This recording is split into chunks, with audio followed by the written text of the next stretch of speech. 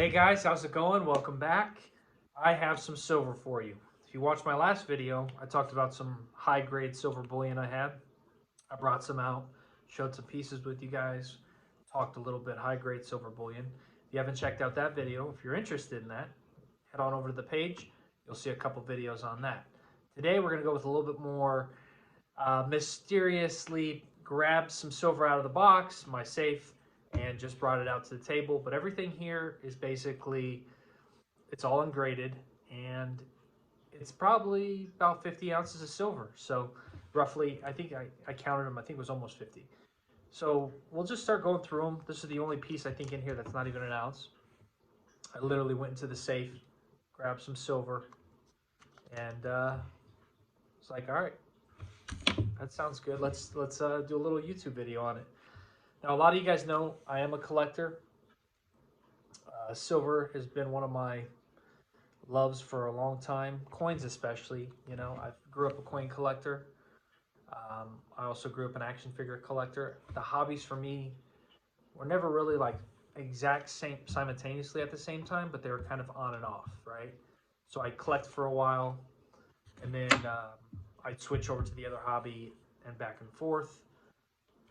There was times I probably dabbled into both, but you know, you take breaks, you go for it, you try to build your stack, and then you put it away. It's like a bank, right? They always talk about in the silver world, gold world, building like your own bank, your own, you know, basically you have your own wealth, your own money, they call it the wealth preservation, because a lot of us know how the dollar's, you know, constantly losing its purchasing power.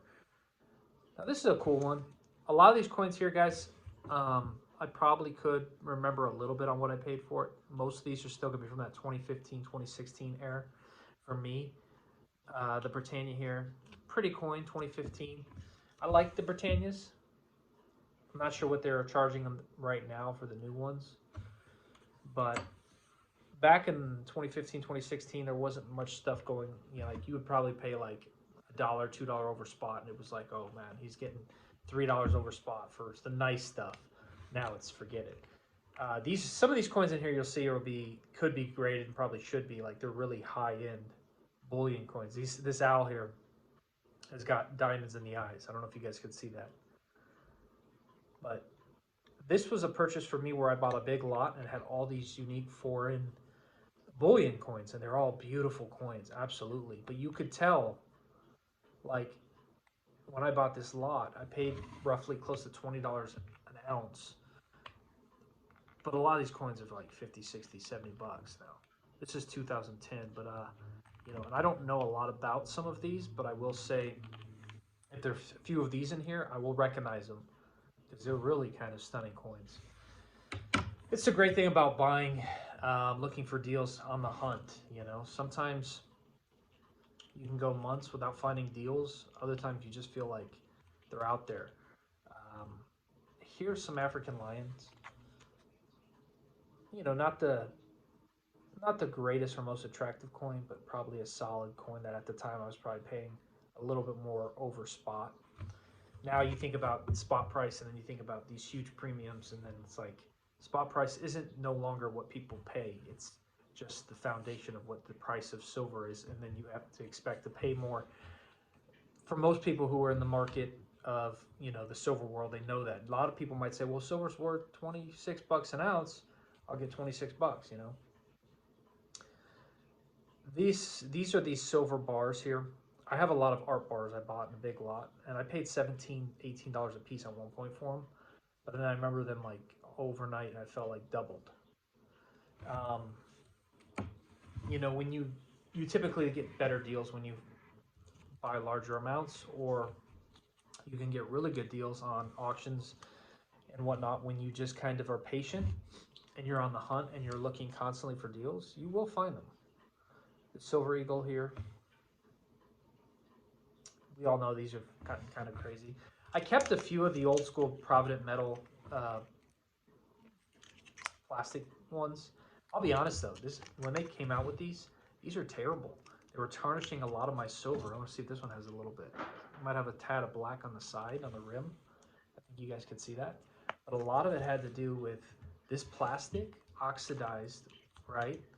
with the metal, so it starts to tarnish. And we know silver tarnishes. My platinum piece here doesn't tarnish, which is, you can see my Monet videos. This is 24 karat platinum. I wear this every day for the last couple of years. Never tarnishes, never loses the shine. It's absolutely beautiful platinum. It's just expensive. But I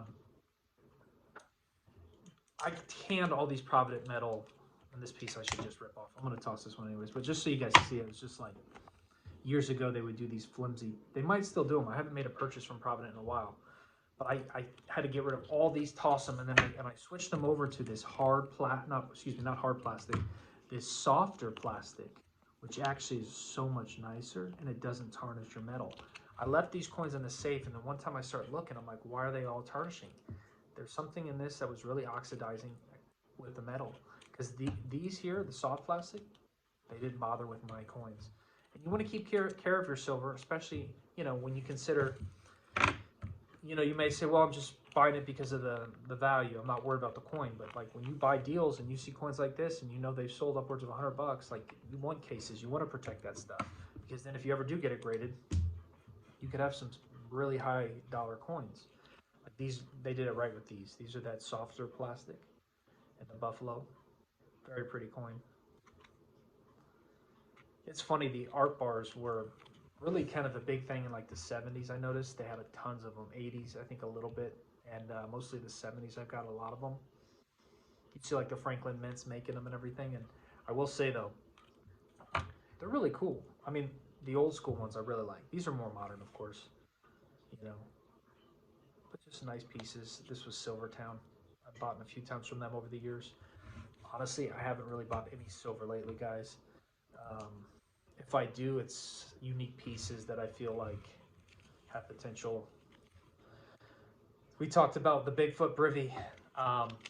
Ironically, this is another one of those crappy cases, but it's luckily tight enough where it feels air sealed in here, air sealed, and it hasn't affected with the coin. But those Bigfoot privies, like these raw ones, I picked up a few of them, and then I have some graded 69 and 70. But like, that's just a beautiful coin. You got the two-tone on the maple leaf, and then you can look on the backside. Just beautiful.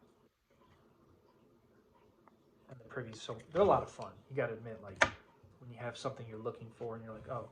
Another fun coin is the American Silver Eagle colorized.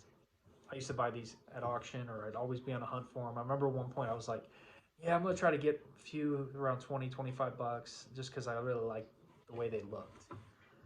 And you know, the Silver Eagle, it is a beautiful coin.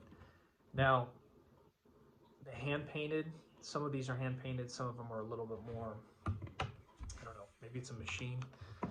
I just want to share with you guys some of my pieces I've reached into the safe, pulled out. This is more like a random 50-ounce unboxing, but with silver and everything and going on, and people, you know, want them to get some more, you know, focus on silver, because there's a lot of people out there who are just FOMOing in and they don't know much about it.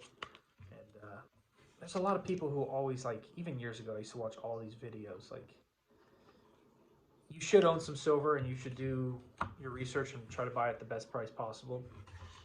This is my water, cheers. But like people, they'll try to brainwash you, and it's like you saw in the crypto world too. They would just try to make you fear, like, oh, if you don't get it now, it's gonna go to $1,000 an ounce. Just be patient. Look for opportunities. These Silvertown, cool little bars. I'm gonna pick up the pace a little bit. Like I got some real nice stuff in here. Like this is a beautiful coin. These Britannias, I shouldn't say vintage, they're not vintage, but the earlier ones. This looks like a puzzle piece. Hopefully you guys are seeing that, but that Britannia there is like really pretty. And this was early 2000s, wow, 2003. I remember I bought that for like probably barely over spot. These were a great buy. These are close to like 40 bucks a pop. I bought like 15 of them at one point for like $17. 40 to 50 I've seen them go, but you gotta love it though, because the silver buck community is pretty popular. This is the 2015, and they have the 10,000 mintage on the side. These probably have gone up even more. Sorry, I was checking notification. eBay thought I was bidding on something I wasn't. So there's another Bigfoot privy, just like the other one. Little capsule, keeps the airtight. Those are nice. I really like those. I did switch out a lot of them. These were really cool. I like the silver. Is this the silverback gorilla, I believe? Yeah. These are 2016 1 ounce. These are just cool coins, you know. I just liked. After a while, I started liking the pieces that were like lower mintage. You know, I wasn't necessarily just buying something because it was like, oh, spot price. Sometimes you do that. Sometimes you're like, I really like the design on that. There's only 30,000 made. That's got potential to climb, you know. The collectible market for silver is still there, guys. Regardless of what people say. They'll always say, well, it's just going to be melted all down, and it could be. These are actually, I said earlier in the video, I had a couple, only one, but I guess I found another one here. This horse, 2014. You know what? These were really pretty coins too. And the Perth Mint had some nice stuff. So here you go. Talk about Privy, Maple Leaf.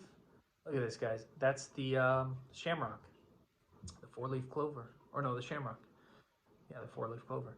But yeah, those were cool. I mean, I don't even remember much about them, but I don't remember what I paid for it at least. But the African lions, you got to look at these and just think, well, you know, they're pretty basic design. I'm not in love with this one.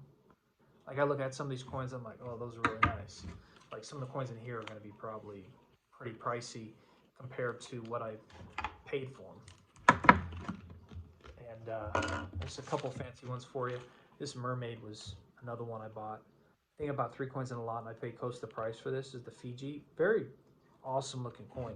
It's just, you could tell it's the mermaid, the Fiji. They're probably just expensive now. One of my favorites, because I am a patriot. God bless America. These flags were kind of like a couple dollars over spot at the time, maybe low 20s, Sunshine Mint, and then all of a sudden they became pretty pricey. But as I go through these, I'm going to rapid fire, even though there's probably some really cool stuff here.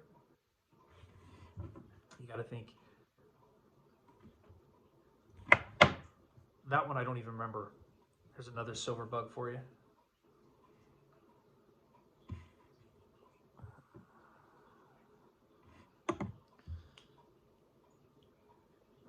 Gorilla. These are cool. Oh yeah, I remember these. Engelhard. The miner. Really nice coin. Then we got the koalas. That's a long running set. I could talk about a lot of these, but this video is already getting long.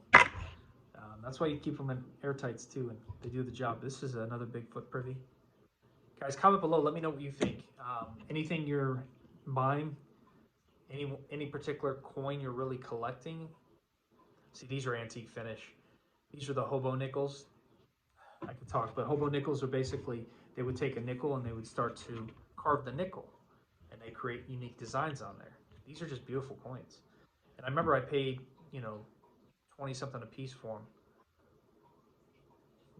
Not a long time ago, but 2016-ish. This is another one. This is what like a hobo would look like, kind of, right? And it's your nickel, and then you know you got the design on the back. I always thought those were slightly under the radar. If you're a hobo nickel guy, then you have the guy in the back with the antique finish. When I bought those, I felt like they would do a lot better long term, and I think they have gone up a lot. I have some of the 5-ouncers too. Another silver bug. The community there, people know what they are, and they kind of always look for them. Some of those early day silver bugs are pricey. And then you got the train.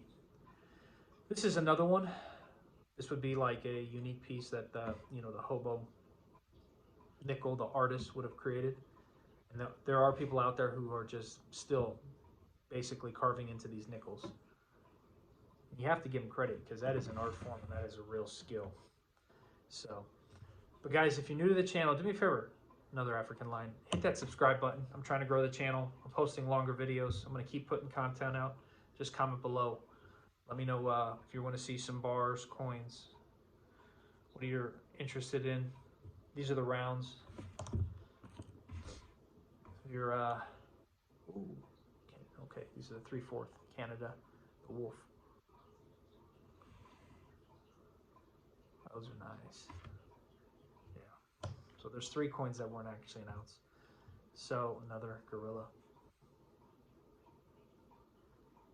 But yeah, guys, do me a favor.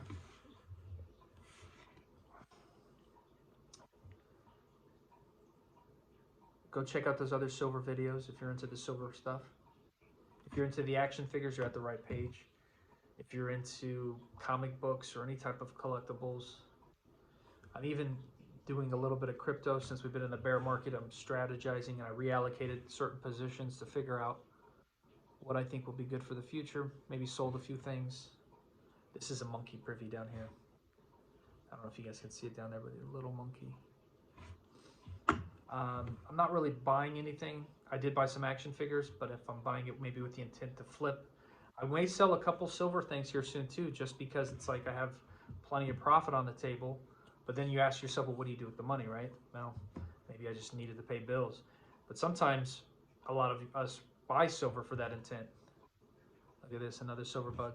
A lot of us buy silver with the intent to, you know, protect ourselves.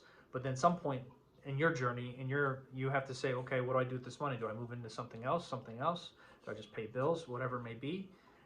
What's your profit margin? When do you say, okay, enough's enough? I personally, my goal was years ago was always to try to get to 1,000 ounces and then just chill on it, you know. And then I got into platinum. I got those platinum purchases videos, buy and sell a little bit, flip into the hobby, all that good stuff on my channel. That's why you need to subscribe. I'll see you guys later.